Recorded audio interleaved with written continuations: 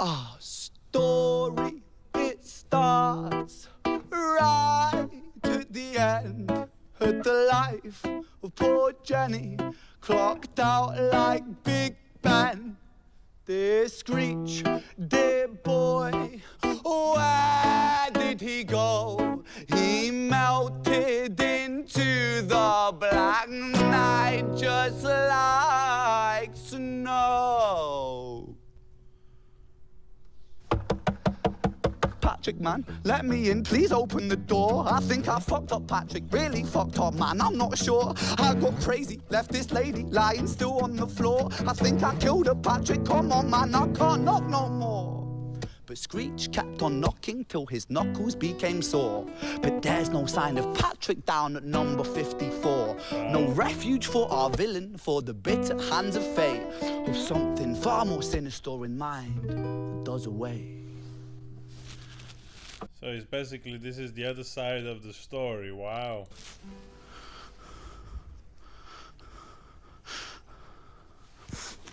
All right. Whoa. We got literally like... Hey, babe. You in? Nah, nothing really. I'm just a bit tired. Listen, can I swing around yours for a few moments? I just really miss you, babe. What the fuck do you mean you're busy? You fucking bitch! For fuck's sakes! All right. That's not a toxic relationship at all. Siren sounds approaching like a banshee in the night. The shrill cry of justice cutting like the sharpest knife. But Screech was never one to run, not one to miss a fight. One hand upon his blade, he turned to face the blue lights. Come on then, you fucking cunts, let's fucking have you then. I am Screech, I'm the boss, I'm the ender of men. You think that uniform you're wearing means that you own these streets? These are my fucking streets, and they call me fucking Screech. Richard was an officer who stood at 6'3", working London on the night shift. What he didn't think he'd see was a boy running at him like an animal possessed, with no time to hesitate. Man, the scariest thing in this world are men without empathy. That's, yeah, what do you call them? Sociopath? He fired 4 bullets at Screech's chest. Wow. Ah. Ah. Ah. Our story, it ends right at the start. Young Screech and poor Jenny lying one street apart. An officer shaken by the boy that he claimed. 2 bodies lay lifeless, and it's such a shame. It's such a shame. Oh boy, I just read this article again, like all this fucked up news, I have to stop.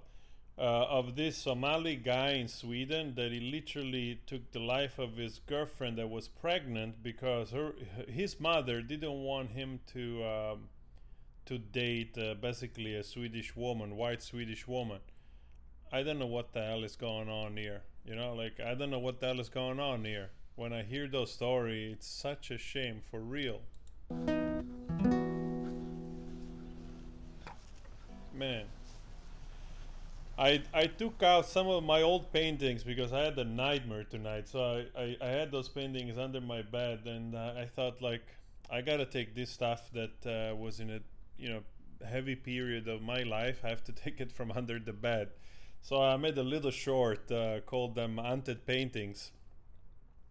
They're scary for crying out loud. What was I thinking? I'm gonna post the video somewhere here. It's a short. Oh my god. Sad story, man. Let's go with Violet. So Violet is at the hospital. Oh my god, he's at the hospital.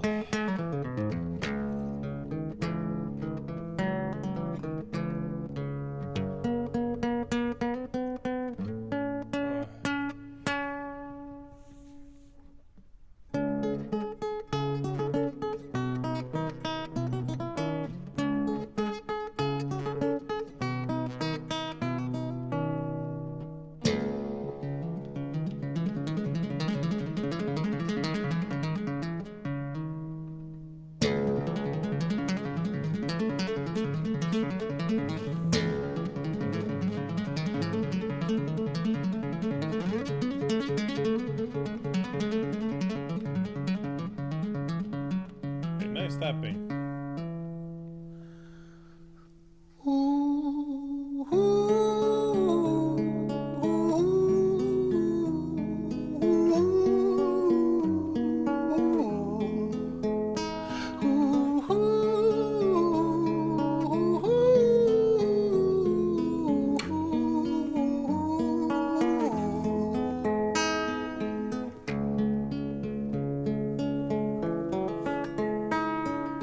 London City, far from pretty, 2005. A lady down in Paddington is fighting just to stay alive. Rhythmic beeps and bloodstained sheets, Our Lady weeps, she's tired and frail. To set the scene, we must rewind the hands of time for Violet's tale.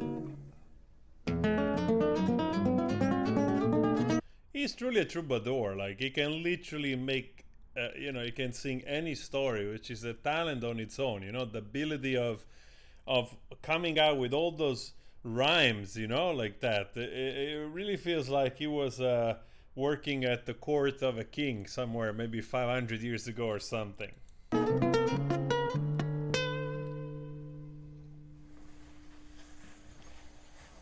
An incarnation of Ren, of course, if you believe in that stuff.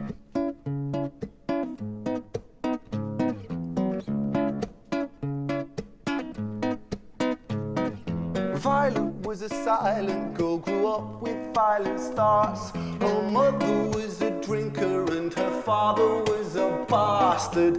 Every night he...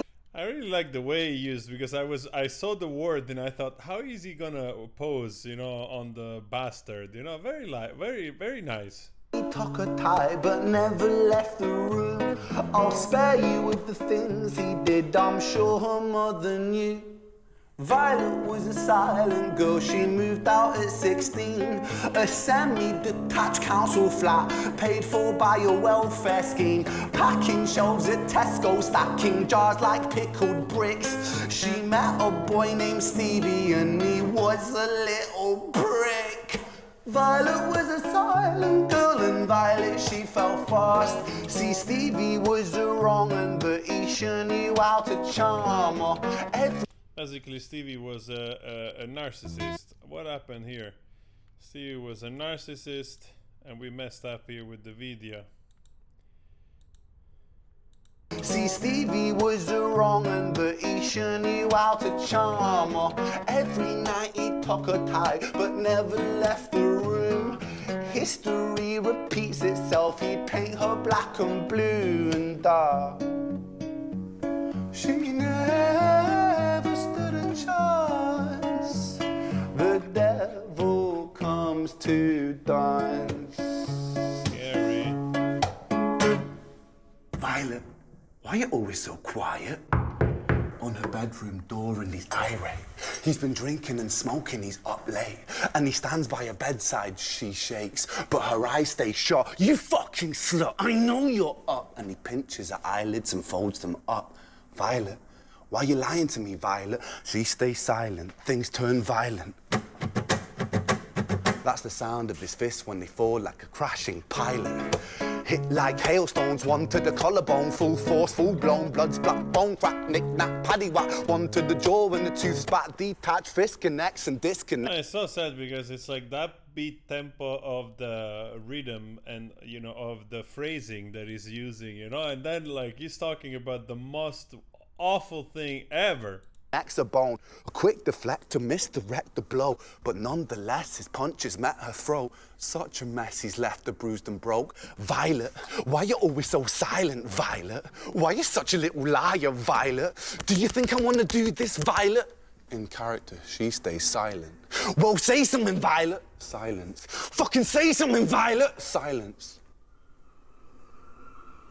Man, he's giving the whole performance, for crying out loud. Really good. Wait.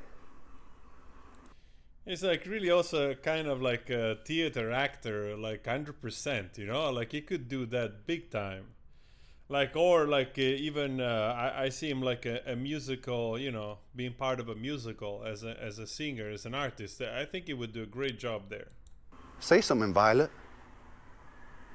Seems like not bored one for word. it, you know? She stays quiet. Poor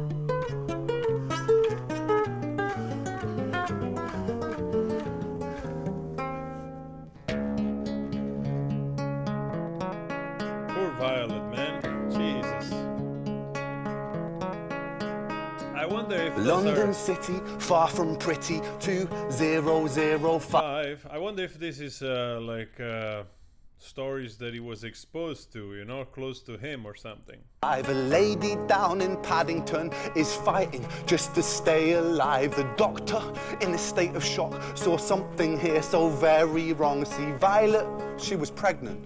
Poor Violet, she was 9 months gone. Turning to the doctor. That's exactly the story I told you before of this Somali guy. And I didn't know this how it would end, but it's scary to think that this shit really happens. You can actually search the story yourself.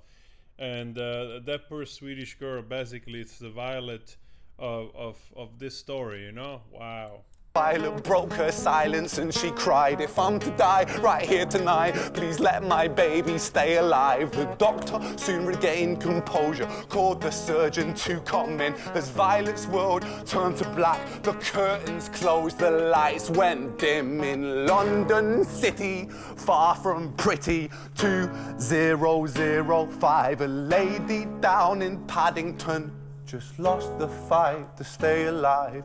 A tragedy or miracle, it happened on these very streets. Two twins are lying side by side.